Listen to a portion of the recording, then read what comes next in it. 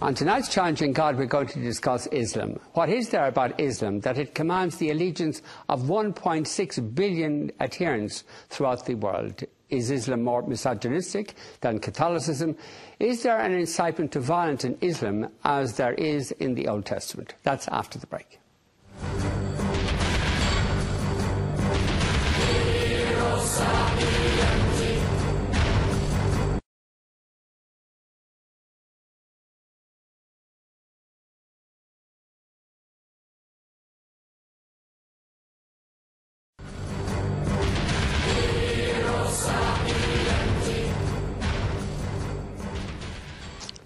On tonight's Challenging God, we're going to discuss Islam, and joining us on the panel are Oliver Shadbird, lecturer in Islamic theology at University College Cork, Abdel Hasib, editor of the Irish Muslim, and Lorraine O'Connor, chairperson of the Muslim Sisters of Era. Oliver, what's distinctive about Islam? Well, it is quite similar actually to Christianity and Judaism in terms of, it's a monotheistic religion, believe in one God. There's the belief in prophecy. There is a moral, ethical code, sort of 10 Commandments type of thing that is very similar to what exists in Christianity and Judaism. There's belief in heaven, hell, day of judgment. I suppose the distinctive claim of Islam is that it is the final revelation of God to humanity before, the end of time, before the day of judgment. And I suppose the impression one gets in the Quran, as this kind of self-understanding is put forward, that Islam is presented not necessarily as a new religion, but rather as a restoration of the revelations that have been given to humanity by previous prophets. I mean, there's sort of an emphasis that the message that Muhammad had received as a prophet is essentially identical to the message that Abraham received, that Moses had received, and that Jesus had received, was also recognized as a prophetic figure within Islam. But there's a notion that the followers of the previous prophets have deviated from the original, the true message that was handed over to these prophets. So Muhammad was sent to humanity sort of to restore this original message and to provide the final revelation to humanity before the end of time. Abdul, what are the deviations that Muslims believe that were inherent in Judaism and Christianity? Well, first to start with is the changing of the Old Testament and the New Testament. We believe there's quite a lot of it has been changed or omitted, and the books do not or rarely exist, or we have rare copies of the original language. The interpretation has changed quite a lot. And can you give us specific examples of the changes? So, for example, nowhere in the Bible, for example, it says that Jesus said, "Worship me, I am God," for example. So that's one of the most sticking point of difference between Islam and Christianity and Judaism. There's nothing in the Gospels. Jesus is not quoted in the Gospels as saying, "Worship me, I am God." That's what I'm saying. He's not quoted as that. Yes, that's what we believe. All right. I don't quite get your point, though, that the New Testament didn't convey a belief that there was more than one God.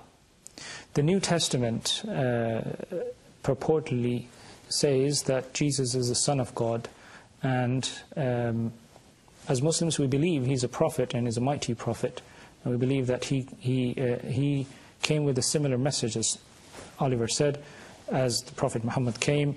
But at the same time, we believe, or we understand that, as is the claim in Christianity that Jesus is the Son of God, we claim, no, he was not Son of God. He was a prophet of miraculous birth. Okay, but was there any differences in the teaching of Jesus, or the teachings that emerged from the New Testament, or indeed the Old Testament, that are in the Quran and the... Of course, there are certain similarities, such as... There are certain similarities, such as you have similarities about how do you treat your neighbor, how do you forgive and forgo, to have mercy with people around. And there are some similarities. In fact, the Quran itself tells us to be kind to the people of the book and to humanity in general, especially because of these similarities that we have with the people of the book, which means the Christians and the Jews. So what then is distinctive about Islam? The main point is that there is one God, and he has no partners, no son, no daughter, and the Prophet Muhammad is the final messenger of God. And the Quran is the final book that was revealed to Muhammad, and that book contains a guide for us for humanity till the end of times. The Quran were a series of revelations to Muhammad for a period of, I don't know, 20, 30 years of his life. And later on, those were written down. He presumably memorized them. Is that right? Yes, I mean, he, again, according to the Islamic tradition, he received them and memorized them, recited them to his immediate followers, who also memorized them. Some of them were perhaps written down again in the kind of, social context in which Muhammad and his early followers acted. I mean, there wasn't a very strong writing culture. I mean, you used parchment or bones or stones to write stuff down, so it's not, very, easy to carry around. It's not very reliable. So there was, a strong tradition to memorize important elements. So initially they were memorized. Perhaps some of them were written down, and then around sort of 20, 25 years after the death of Muhammad, the kind of the leadership of the early Muslim community, I mean, the ruler of the Muslim community at that stage, felt there's a need to sort of provide a kind of a canon, a canonical codex, if you like, of the revelations. So there was sort of an effort made to collect those revelations, either, those that have been memorized or those that have been written down. And, that's then the product, is then the Quran. Some of the early chapters of the Quran are very long, and so it would have required quite a memory feat to have remembered even one of the chapters. Well, I suppose we need to sort of consider that it's a very different cultural context. I mean, the culture in which we live in, we have the attitude, what is important, we write down. Contract is important, so you write it down. Things that are unimportant remain oral. I suppose in this particular time, because there wasn't really a developed Arabic script, there wasn't proper writing material, it was very much the opposite. What was important was memorized. There was, a strong memorization culture, because you didn't have, the material available to write a lot of things down. So, there was, the very opposite kind of thinking. You memorize what is important. The English expression, learning by heart, that was the idea. What is in your heart cannot be corrupted, cannot be taken away. What was there, Abdul, special about Muhammad, that people believed that what he was saying was true, that it was in fact divine revelation? Well, first of all, it took him 40 years to claim prophethood. And within that 40 years, he established a culture, a name, a trust with the people, and he was known as the trustworthy in Arabia at that time. So if he claimed something, people would take it seriously and would consider it seriously. And coming back to the point of memorization of the Quran and the culture of memorization in the Arab history, even today there are millions of people who memorize the Quran cover to cover. And if you travel anywhere in the world, you'd find people reciting the Quran the same way they recite anywhere back into the Prophet's time. Okay, shortly after the death of Muhammad, the Islam movement split. Tell us about that into Sunni and Shia. The split occurred soon after, or shortly after, the Prophet's death. It was a series of unfortunate incidents, a lot of misunderstanding. It is a human society at the end of the day, and those splits, that split occurred or resulted in the formation of what we know today as the Sunni bloc and the Shia bloc. And the main point of contention, so to speak, putting it very simplistically, is that the Shias believe that the prophethood should have gone to the Prophet's cousin. His name is Ali. However, I can't comment on the Shias, because the Shias also come from so many different beliefs and backgrounds. Myself being a Sunni, I can only comment on the Sunni aspects. But there wasn't a tradition in Islam, but there hasn't been a tradition in Islam about an authority being passed on that there was no pope in Islam. There has been no pope in Islam. So, in a sense, what would it have meant that somebody was the successor of Muhammad, since there was no authority figure? That's a very good question, actually. Islam never said that authority has to be passed in the form of lineage, in a hierarchy, and so on, first of all. The second thing, Islam did not give any individual a supremacy over the entire religious group, just like as different from the Christian tradition of having a papal hierarchy and bishops and so on. In Islam, we don't have that. What we do have is a system which is quite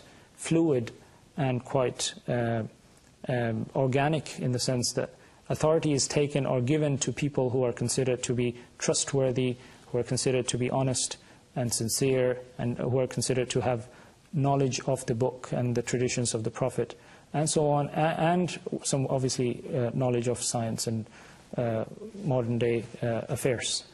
The spread of Islam was extraordinary, that within a few centuries it had covered a large part of the globe. And how did that occur, Oliver? Well, I think, first of all, it's very important to distinguish two different processes. I mean, there is the rapid expansion of, or the creation, the emergence, and then the expansion of the Arab Muslim Empire, where sort of within 100 years after the death of Muhammad, Arab Muslims were ruling a territory stretching from Spain to China. So this occurred very quickly. However, the creation and the expansion of the Arab Muslim Empire did not concur with the Islamization of these areas, with the conversion of the populations in these conquered territories. Was a process that took several centuries.